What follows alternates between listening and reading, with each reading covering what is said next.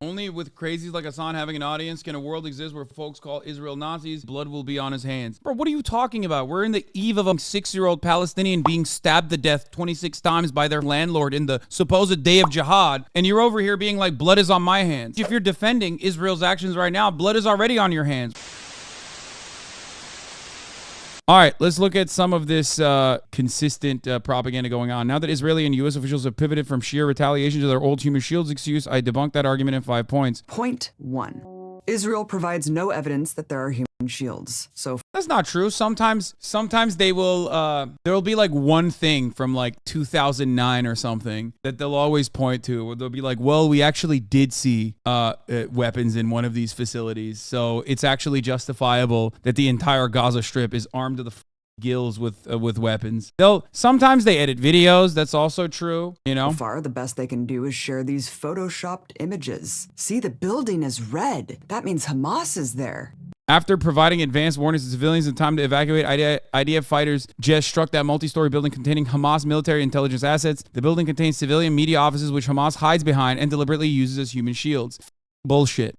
You know, for all of Israel's sophisticated surveillance technology with eyes over every single inch of Gaza, you'd think that they'd be able to produce more than cartoons and Israel uses weapons to protect its civilians. Hamas uses civilians to protect its weapons. Hamas puts Palestinian civilians in the line of fire. This is PragerU, bro. Look at this. It's IDF propaganda, but it is basically PragerU. It's so funny. God, I just, it's so laughable if it wasn't so gross and inhumane. You know what I mean? and doctored graphics. In fact, the only proof they have provided so far are fake videos of Hamas rockets in residential areas. On May 15th, the IDF published a video of an Israeli training operation using a Hamas decoy that claimed it was an actual Hamas missile launcher near civilians. In another lie, Netanyahu's spokesman tweeted a video claiming it was Hamas firing rockets next to an apartment building. Turns out this was a video from 2018 in Syria. So where's the Why is this stream so biased? There are a lot, actually. Brother, what do you mean? I am literally, yes, I am biased, okay? I'm biased. I'm biased against killing babies, okay? I don't think it's right when Hamas militants do it. I don't think it's right when Israel does it by the tenfold, okay? Yeah, sorry. I know. I'm a bit biased towards baby murder. It's kind of up. I know. Are you not? Is that the argument here? You're like, no, you don't understand. These babies needed to be murdered. They're child shields. They're baby shield. actual evidence? If they cannot provide any, their claims must be investigated and brought to a trial. Even if there was evidence that Israel was hitting legitimate military targets, it still is illegal to kill such an outrageous amount of civilians. And you can't legally blow up a hospital, even I left those comments about Jewish minority yesterday, and I don't want to spread hate or misinformation. Jews live for much longer in harmony with others, so my fear is irrational. I'm glad we love a king that engages in some self-reflection. You know what I'm saying? even if there are militants nearby. Either way, Israel should not be allowed to be above the law.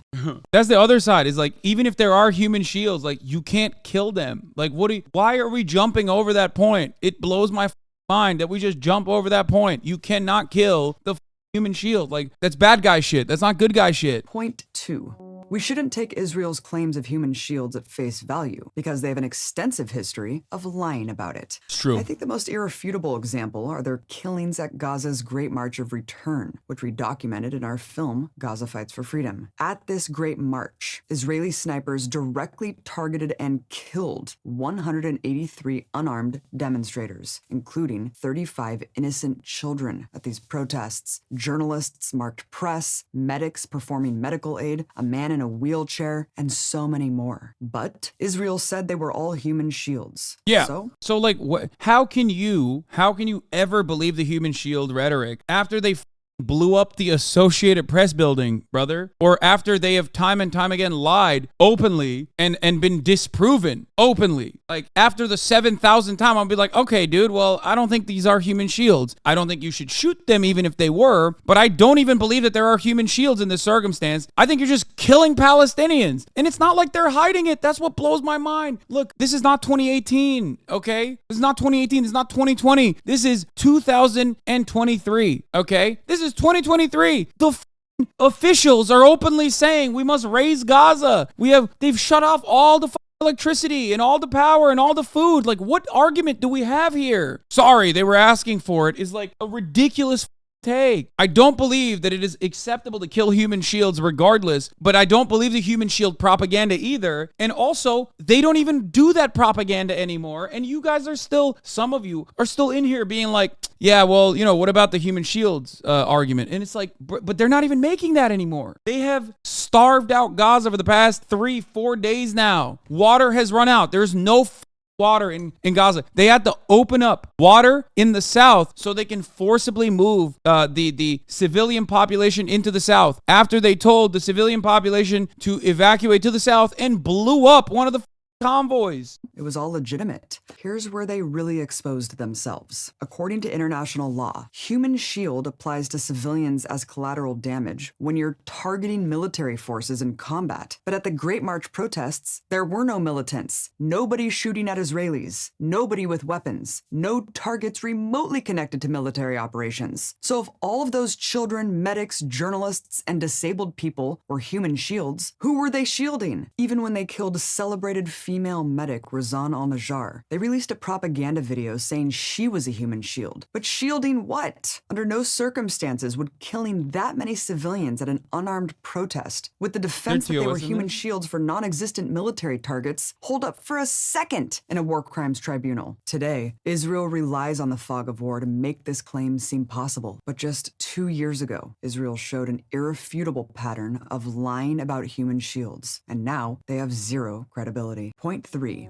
According to Israel's own definition of human shield, every man, woman, and child in Gaza is a human shield. They claim that anyone in the vicinity of not only Hamas missile sites, but Hamas offices, Hamas individuals, is a human shield. This includes Hamas members who are sleeping at home with their families and the surrounding houses. This includes anyone within a mile of any Hamas institution, which is literally all of the 2 million people who live there. Look, Hamas is the government of Gaza. Yeah. Therefore, any civilian infrastructure is considered Hamas. Yeah, the hospital says Hamas outside of it because Hamas runs the hospital. It's the health ministry. And then motherfuckers go, well, shouldn't have made Hamas the health ministry. It is a disgusting way to justify civilian murder. Okay, that's it. Infrastructure, everything from transportation to healthcare. So anyone in the vicinity of those things or people can be killed with impunity. Even Israel's Minister of Defense confirmed that this is indeed their view, stating on May 18th that, quote, no person, area, or neighborhood in Gaza is immune from airstrikes. How is it in any way acceptable that Israel can categorize every human being in Gaza a legitimate target? They could kill everyone in Gaza, and it would be justified. Point 4. If you accept Israel's definition of human shield, then you have to accept that Israel is using human shields as well. Armed Israeli soldiers are everywhere among civilian areas. Not only that, but their military bases are nestled in densely populated residential areas. For example, the Israeli Defense Forces' main headquarters is smack dab in the middle of a residential sector of Tel Aviv and a major shopping center. Does anyone accuse Israel of using human shields? In another example, the Israeli army... Would anyone think it's fucking fair if Hamas somehow figured out a way to bomb the fuck out of that and reduce it to rubble? Would anyone think that that's appropriate? We know what people's perspective is. We saw it. Round condemnation. Understandable for the acts that the militants engaged in on October 7th. Round condemnation from the entire world, which is perfectly fair and perfectly understandable. Okay? However, there is no such condemnation for Israel's actions. It's crazy because people do not see Muslims as human beings. Army broadcasts from a residential apartment tower with antennas on the roof. If Hamas leveled that building, does anyone doubt it would be deemed a war crime? What we have here is a double standard. Israel wants the human shield defense for them to be any civilian they kill, but for any civilian killed by Hamas, it's a war crime. You know, the purpose of international laws of war is to create a standard that's applied to all sides equally, but Israel and the United States have a different view, that the rules only apply to their enemies. Point 5. If everyone in Gaza is a legitimate human shield, that's only because of Israel's own design. This is a situation of Israel's own making. Israel drew the borders, and Israel refuses to let anyone leave. To leave Gaza, you must get approval from the Israeli government, and the government will almost always say no. So what are people supposed to do who want to remove themselves from the carnage? They have literally nowhere to run and nowhere to hide. Israel has made Gaza, in every sense of the term, an open-air prison. They trap 2 million civilians civilians in this tiny strip of land. Then they bomb their neighborhoods and say, well, they shouldn't have been there. The mountain of civilian dead has to be looked at through the perspective of the Israeli blockade and the inability of anyone to escape. Resistance forces in Gaza have nowhere else to go to. Gaza's self-defense capabilities are confined to this heavily populated area. And Israel has intentionally made Gaza unlivable. The only way Gaza is able to exert pressure on Israel is by firing rockets. If they peacefully protest their conditions, they're massacred just the same. If they do nothing, Israel continues to blockade them, erode their living conditions.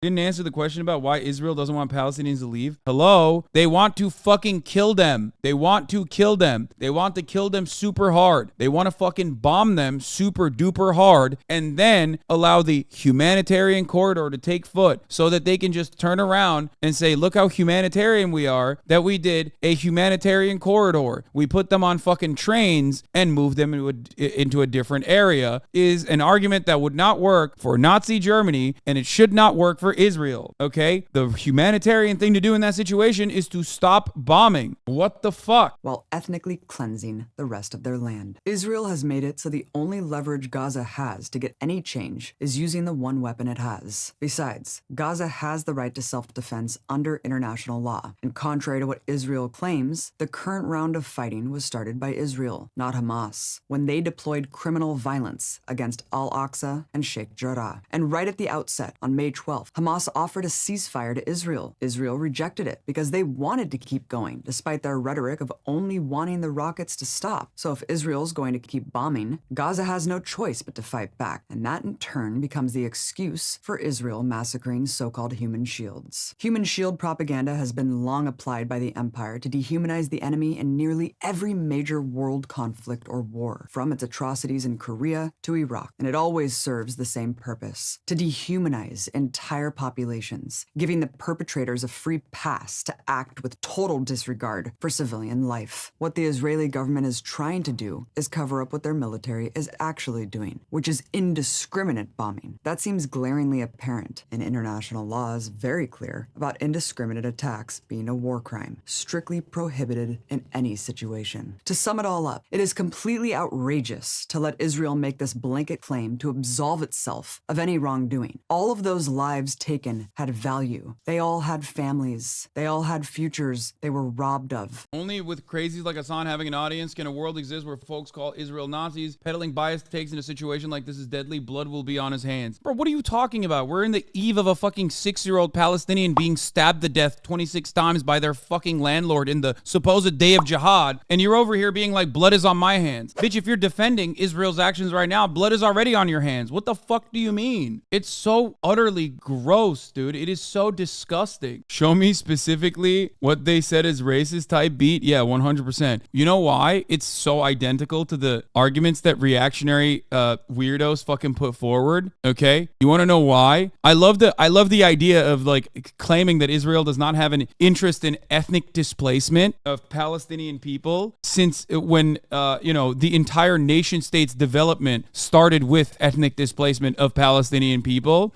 And it's pretty funny to say that, but the reason why it's identical to the show me specifically where they said that is racist, did they ever say the N-word type argument, is because Israel is a fascist project. That's it. That's why. Because you cannot have an apartheid state that is not inherently fascist. You cannot have a religious ethno state that is not inherently fucking fascist. The maintenance of an apartheid state is always going to be violent because violence is required for the maintenance of an apartheid state. That's it. And there are plenty of examples of Ben-Gurion and numerous other fucking leaders and founding fathers, including Theodore fucking Herzl, who has said that this is a colonial project. So I don't know why you're fucking coming in here if you don't know what the fuck like the founding creed is of the development of an Israeli nation state being a colonial project when the founding fathers of Israel themselves said that it was so. I don't know who you're arguing against. So ask yourself, why are you still so defensive? Why are you defensively posturing? Seriously, Sex Machine 69, a beacon of shining light in this fucking chat, a brilliant interlocutor. It makes no sense. New Philosopher King, Sex Machine. Yeah.